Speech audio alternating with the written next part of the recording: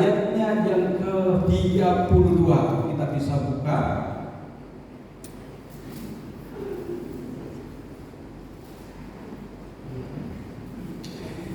Bapak Ibu, kita baca dari Ulangan 5, ya, Ulangan pasal 5 ayat yang ke-32 kita baca bersama-sama. Sudah dapatkan? Ada di layar. Baik, kita akan baca bersama-sama. 2, 3. Maka lakukanlah semuanya itu dengan setia, seperti yang diperintahkan kepadamu oleh Tuhan Allah. Janganlah menyimpang ke kanan atau ke kiri. Amin. Ini ada penegasan di ayat yang terakhir. Janganlah menyimpang ke kanan atau ke kiri. Sehubungan dengan masalah kesetiaan, kita tahu bahwa itu adalah sesuatu yang sangat prinsip di dalam kehidupan kita sebagai orang Kristen. Kepada kita dituntut supaya kita setia. Dan oleh sebab itu Bapak Ibu dikasih oleh Tuhan, tadi saya katakan bahwa untuk berlaku setia secara pribadi, lepas pribadi dengan Tuhan, saya terlalu percaya bahwa itu adalah janji kita dengan Tuhan. Tetapi untuk kesetiaan kita di dalam komunitas, itu saya mau sampaikan bahwa adalah hal yang sangat prinsip, menuntut banyak hal di dalam. Oleh sebab itu, sehubungan dengan tema kita berkaitan dengan kesetiaan di dalam kesatuan. Kesetiaan adalah salah satu karakter penting yang harus dimiliki semua orang beriman. Ini kita harus setujui bahwa di dalam kehidupan kita sebagai orang Kristen, bahwa kita harus memiliki kesetiaan di dalam prinsip hidup benar, bahwa kita harus memiliki suatu prinsip kesetiaan dalam kehidupan kita, baik di dalam membangun hubungan dengan sesama dan juga mungkin hubungan dengan kondisi keadaan di lingkungan kita, bisnis, pekerjaan kita, dan juga mungkin di dalam hubungan kita dengan sesama di dalam pelayanan, terlebih terhadap Tuhan. Ini adalah sesuatu hal yang sangat prinsip dalam kehidupan kita berbicara tentang kesetiaan. Sebab jika kita tidak setia di dalam panggilan kita, khususnya secara pribadi dengan Tuhan, ya, bahwa kita tidak akan bisa membangun tubuh Kristus dengan baik. Gereja umpamanya, gereja tidak mungkin dijalankan atau dilayani oleh gembala seorang diri. Bahkan saya mengatakan bahwa majelis saja tidak mampu untuk melaksanakan tugas tanggung jawab seorang atau berbicara tentang kebersamaan. Majelis harus ada kebersamaan di dalamnya. Apalagi berbicara tentang kebersamaan dalam kesatuan, khususnya di sinode kita. Kita tahu bahwa kita mengalami masalah. Tetapi kembali lagi bahwa semua itu dituntut dari kesetiaan pribadi lepas pribadi, terlebih terhadap Tuhan. Adakah kita memang benar-benar sudah setia terhadap Tuhan? Saya terlalu percaya kita semua kumpul di sini karena tuntutan kesetiaan kita mau tunjukkan kepada Tuhan dan kita mau tunjukkan kepada sesama kita. Tapi berjalannya waktu, kesetiaan akan diuji. Berjalannya waktu, kesetiaan kita akan diuji. Adakah kita benar-benar dipanggil untuk membangun tubuh Kristus? Puji Tuhan, kalau hari ini kita seberapa yang hadir, yang tergerak hati, mau datang. Tadi sudah ada kesaksian-kesaksian. Kita ini menunjukkan kebersamaan kita. Ada komitmen kita bersama untuk lehat. Ini ada berapa gereja yang datang? Puji Tuhan, Mada DKI berarti di angka berapa gereja yang sudah hadir ini, itu bukti bahwa kita masih setia terhadap kepengurusan yang ada kepada Mada DKI. Nah, dari gereja-gereja yang ada, ini ada berapa yang hadir? Itu artinya ada kesetiaan kita, menunjukkan bahwa kita mau setia untuk mengikuti acara atau kegiatan kita di Mada DKI. Puji Tuhan. Oleh sebab itu, seiring dengan waktu, bahwa kesetiaan kita pribadi lepas pribadi untuk masuk kepada kesetiaan kita untuk mau membangun bersama tubuh Kristus, membangun bersama kegiatan kita di Mada DKI, khususnya pria dan wanita hari ini yang sudah dicanangkan beberapa waktu yang lalu, dan kita terhimpun sama-sama di tempat ini, pembuktian bahwa kita masih ada sesuatu hal kerinduan untuk membangun bersama kegiatan kita di Mada DKI. Bapak Ibu dikasih oleh Tuhan, inilah sebenarnya pembuktian bahwa kita ada di sini. Kita masih ada kesediaan untuk hal itu. Sebagai orang percaya, kita harus tahu bahwa kesetiaan adalah bagian daripada buah roh.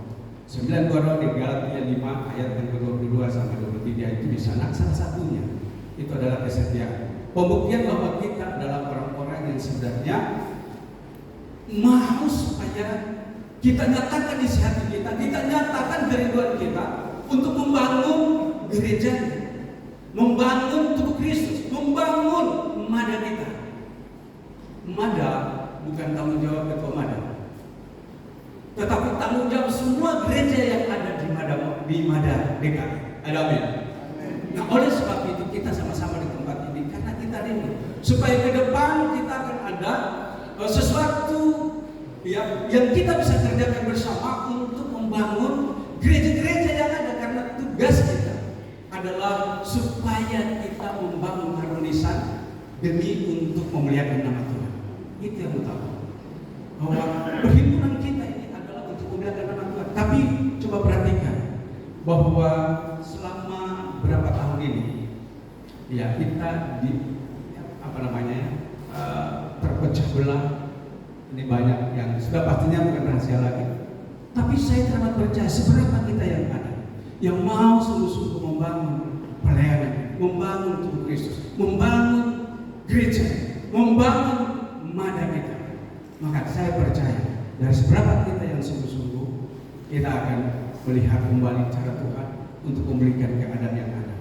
Di 2026 nantinya kita akan masuk di dalam sidang raya berikutnya. Kita berharap di sana kita akan menjadi satu kembali. Ada amin? Amin. Itu kan yang kita rindukan. Mari, apapun perbedaan kita dan apapun persoalan kita, jangan lihat persoalannya, tapi lihat bahwa Tuhan masih ada di tengah-tengah kita. Ya, kita mengerjakan bagian kita di sini, tapi di sana akan mengerjakan bagian mereka. Suatu saat nantinya akan ada kesadaran untuk hal itu. Saya teramat percaya kalau kita setia kepada Tuhan, semua hal-hal yang akan memisahkan kita itu akan dapat terselesaikan dengan baik. Hati kita kepada Tuhan. Bapak Ibu yang dikasih oleh Tuhan, dari nasihat yang kita sudah baca berbicara tentang yang kita sampaikan, dan saya sampaikan pada yang kita sampaikan pada hari ini, maka lakukan semuanya itu dengan setia, seperti yang diperintahkan kepadamu oleh Tuhan Allah, bahwa kita harus melakukan dengan setia. Tanpa kesetiaan kita tidak mampu untuk membangun, kita tidak mampu untuk membangun pelayanan kita dengan baik. Nah, oleh sebab itu tugas tanggung jawab baik di dalam gereja masing-masing. Gembala adalah hanya yang dipercayakan memiliki tanggung jawab untuk memimpin, tetapi terbangunnya satu gereja dengan baik adalah kerjasama. Tidak hanya majelis, tetapi semua jemaat itu harus ikut membangun bersama. Puji Tuhan, kemarin kami sudah dilantik pengurusan yang baru.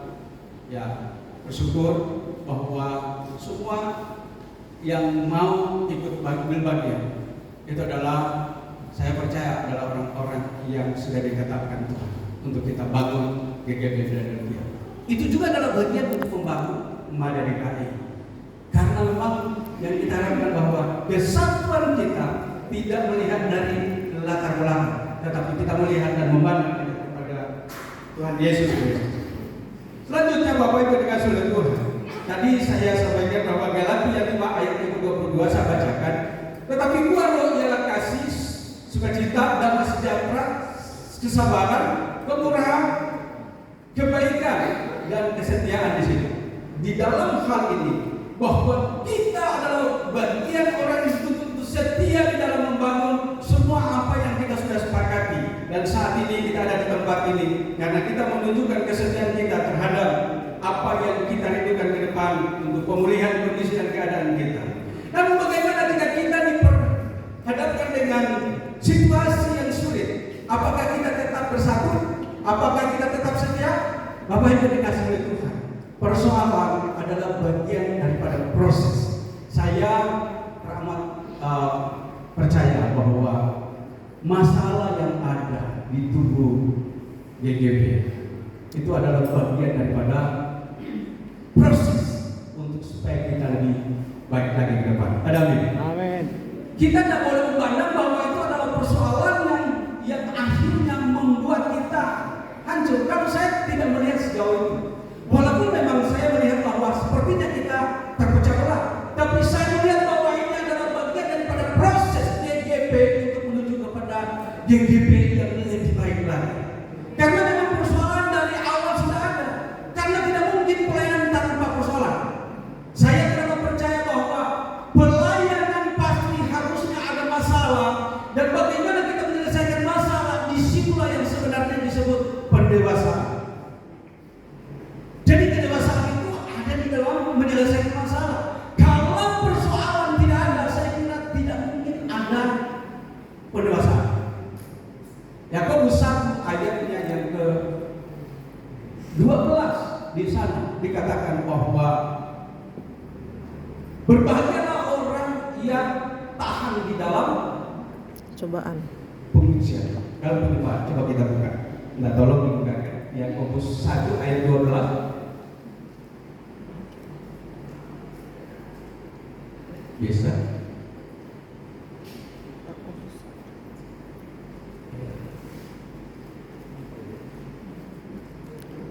Udah.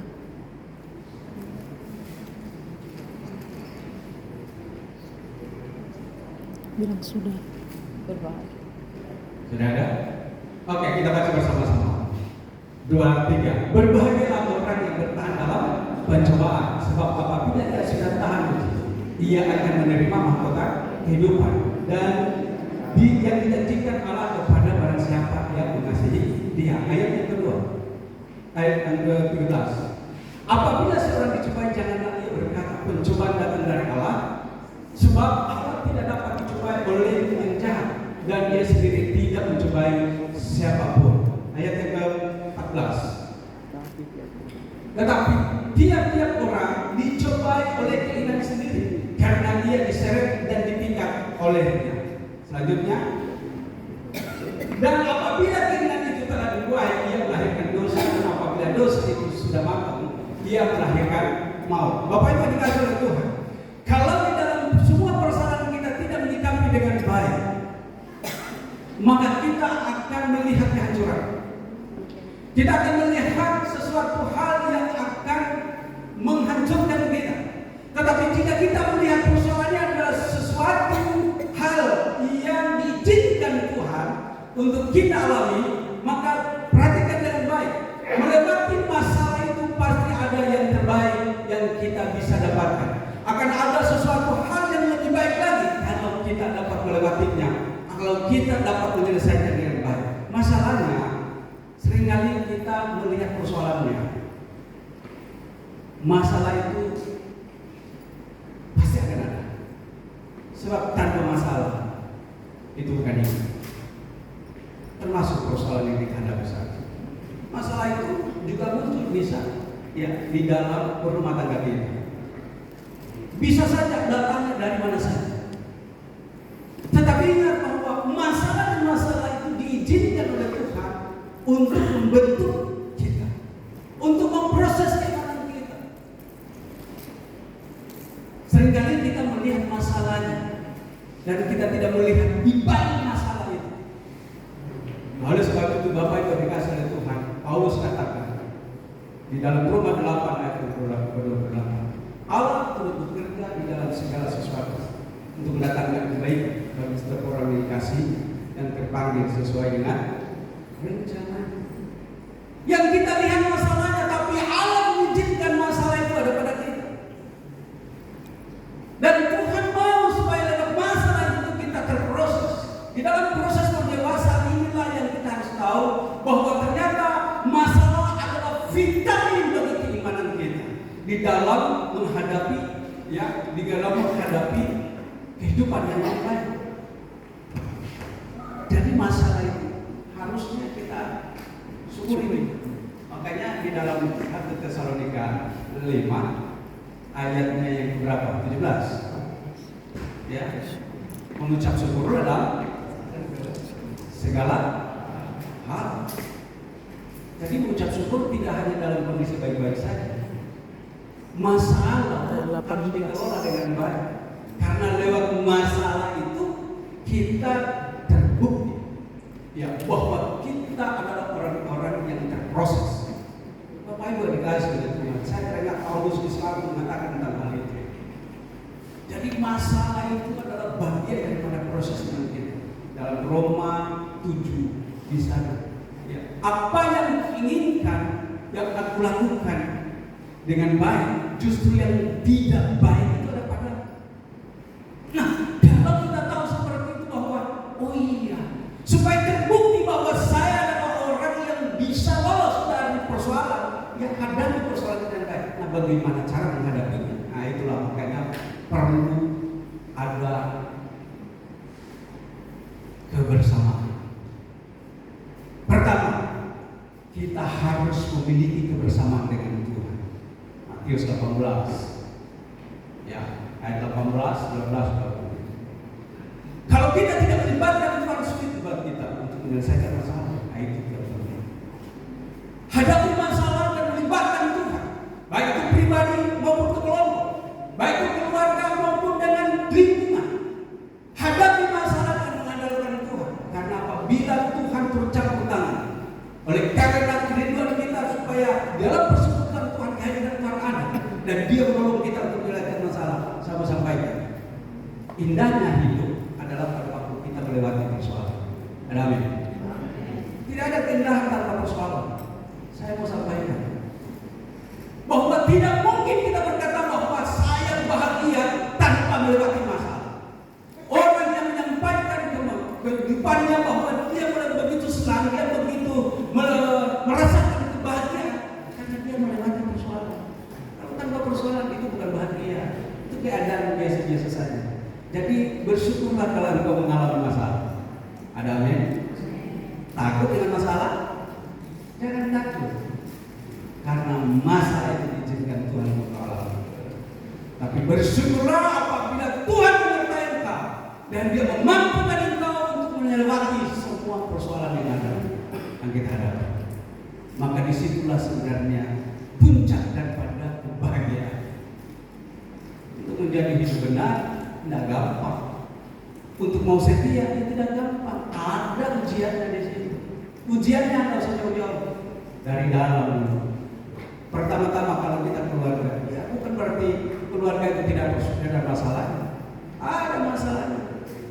Tapi bagaimana kita melibatkan Tuhan di dalam keluarga kita, kemudian kita melewatinya semua. Dan ini akan berdampak kepada kondisi dan keadaan di luar kehidupan kita, di kondisi di sekeliling kita. Nah, khususnya saat ini kita menghadapi persoalan. Saya mau mengajak kita supaya mari kita doakan. Puji Tuhan, sekarang sudah ada gerakan doa nasional. Doa nasional ini kita percaya bahwa di gerakan doa nasional ini akan melibatkan Tuhan dan Tuhanlah yang akan menolong kita menyelesaikan persoalan kita. Baik Bapak Ibu dikasih oleh Tuhan. Selanjutnya, tadi saya sudah katakan bahwa ya masalah demi masalah yang kita hadapi. Yang saya tahu bahwa banyak orang yang berubah setia. Kalau bicara tentang kesetiaan, banyak orang yang selalu bisa berubah setia. Baik berubah setia terhadap kondisi dan keadaan di dalam pribadinya, ya berubah setia terhadap pasangan hidupnya, berubah setia terhadap teman kerjanya, usahanya, berubah setia terhadap gereja. Banyak orang yang pindah-pindah gereja kan, banyak sekali. Dia nggak cocok di sini, dia pergi ke gereja lain. Makanya akhirnya dia gereja jalan-jalan. Ya banyak yang seperti Iya, banyak orang yang tidak setia terhadap panggilan dan pelayanannya. Iya, banyak bahkan terhadap Tuhan sendiri dan lain-lain. Banyak orang yang tidak setia karena persoalan yang dihadapinya. Oleh sebab itu Bapak Ibu dikasih oleh Tuhan, seperti tadi yang saya sampaikan, bahwa masalah adalah vitamin bagi kita sebagai orang beriman. Bagaimana melibatkan Tuhan supaya kita dapat menyelesaikan masalah, itulah yang penting. Matius 18 ayat 18 katakan, apa yang berikan di dunia ketika di surga, dan apa yang dilepas di dunia dilepas di surga. Ini penting kita lihat bahwa ada bagian-bagian yang kita lepaskan. Apa yang kita lepaskan? Apabila kita mengalami masalah dengan orang-orang di sekeliling kita, lepaskan pengampunan, kata ini. Dalam Matius 5 ayat 1 katakan, lepaskan pengampunan. Ajaran Tuhan Yesus satu hal yang paling diutamakan. Dia nyatakan bahwa harusnya kita mengampuni orang-orang yang bersalah kepada kita. Ini ajaran yang luar biasa. Tuhan Yesus tahu supaya kita tidak menyimpan dendam. Dendam akan menghancurkan kita. Itu akan menjadi penyakit di dalam diri kita. Nah, oleh sebab itu jangan simpan dendam. Apapun masalah yang kita hadapi, percayakan kepada Tuhan dan Tuhan yang akan menolong kita. Jadi masalah itu penting. Ya, Bapak Ibu dikasih oleh Tuhan. Dari apa yang kita tahu, bahwa ternyata di dalam hidup kita ini harus lebih dekat dengan Tuhan. Di dalam menyatakan tentang kesetiaan kita, tanpa pertolongan Tuhan, kita adalah orang-orang yang suka berubah. Tapi kalau Tuhan ada di pihak kita, kita akan selalu setia untuk melihat semuanya itu sebagai sesuatu hal yang akan mendewasakan kita. Puji Tuhan. Saya senang dengan tema ini karena kesetiaan itu jarang didapat. Ya, jarang didapat. Siapa setia? Alkitab katakan di dalam selain dari Keluaran, saya akan dari Ulangan 5. Ya, kita baca di dalam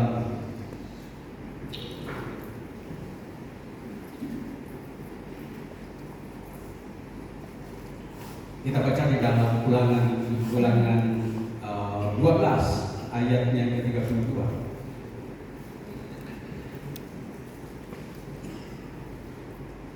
Segala yang kuperintahkan kepadamu haruslah kamu lakukan dengan setia.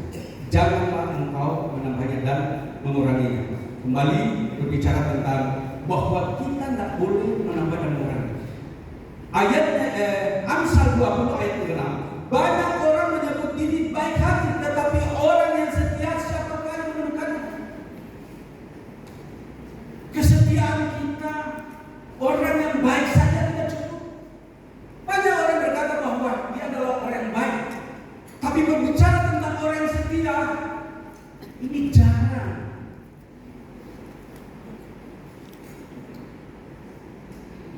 Kita harus sadari bahwa untuk hidup setia itu tidak segampang yang kita pikirkan, tidak segampang membalikkan tangan.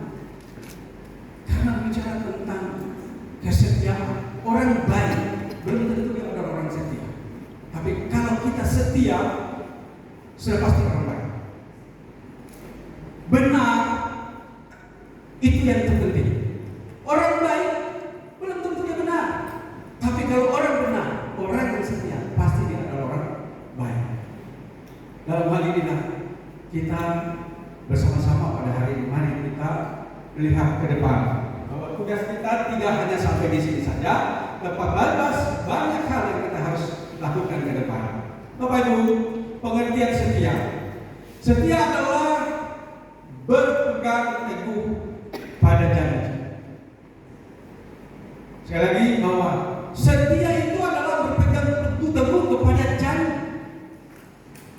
Bahwa orang setia pasti memiliki pendirian yang kokoh, tidak tergoyahkan, patuh dan taat, tidak berubah, orang yang konsisten dan layak dipercaya. Itulah orang setia. Orang baik kita lihat banyak, tetapi orang setia sedikit kita mendapatkan. Baik Bapak Ibu dikasih oleh Tuhan. Kembali lagi lanjutkan bahwa di dalam hal inilah Tuhan menginginkan anak-anaknya untuk hidup setia di hadapannya, sebagaimana kata firman Tuhan yang di dalam perikop yang kita baca, yaitu di dalam Ulangan 5 ayat yang ke-32. Sekali lagi untuk mengakhiri kita baca kembali Ulangan 5 ayat yang ke-32. Kita baca bersama-sama. Ditayangkan Ulangan 5 ayat yang ke-32, kita baca bersama-sama. 2, 3. Maka lakukanlah semuanya itu dengan setia, seperti yang diperintahkan kepadamu oleh Tuhan. Alhamdulillah. Janganlah menyimpang ke kanan dan atau ke kiri. Amin. Tuhan memberkati.